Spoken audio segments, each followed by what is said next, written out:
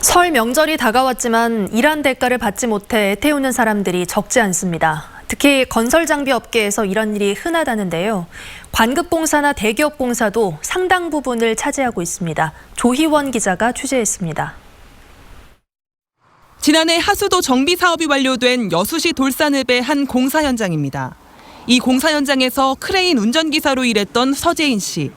5달을 일했지만 손에 쥔 돈은 한 달치뿐이었습니다.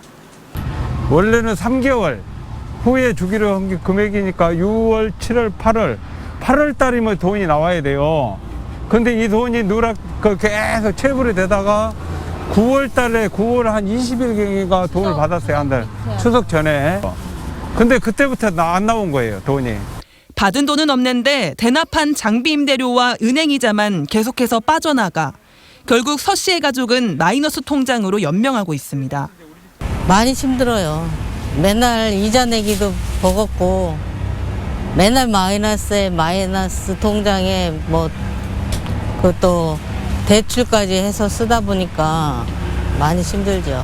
지난 2019년 광양시 망덕포구 다리 공사 현장에서 크레인 기사로 일했던 이순근 씨.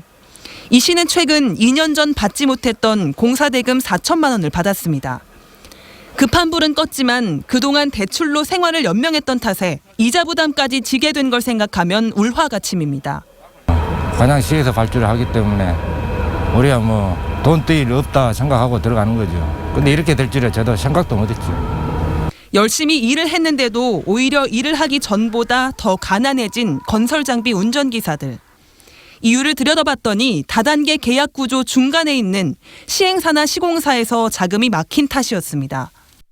체불 문제가 불거진 업체들을 찾아보니 이전 공사 현장에서 발생했던 체불금을 이번 공사 현장 대금으로 돌려막기 한 업체도 있었고 일부 업체는 공사 직후 파산을 하거나 기업 회생 절차를 신청하기도 했습니다. 이처럼 대부분 재정 건전성이 좋지 않은 업체들이었지만 계약 과정에서 걸러지지 않았습니다. 지난 한 해 동안 전남 동부 지역 공사 현장에서 발생한 건설 장비 대금 체불 사례는 노조에 신고된 건만 116건. 이 중 27%는 바로 지자체와 교육청, 해수부 등이 발주한 관급 공사에서 발생했습니다.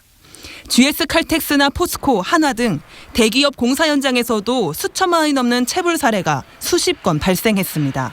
설 연휴가 하루 앞으로 다가왔지만 지난해 장비 대금을 체불당한 운전기사 10명 중 2명은 아직도 밀린 대금을 받지 못하고 있습니다. MBC 뉴스 조희원입니다.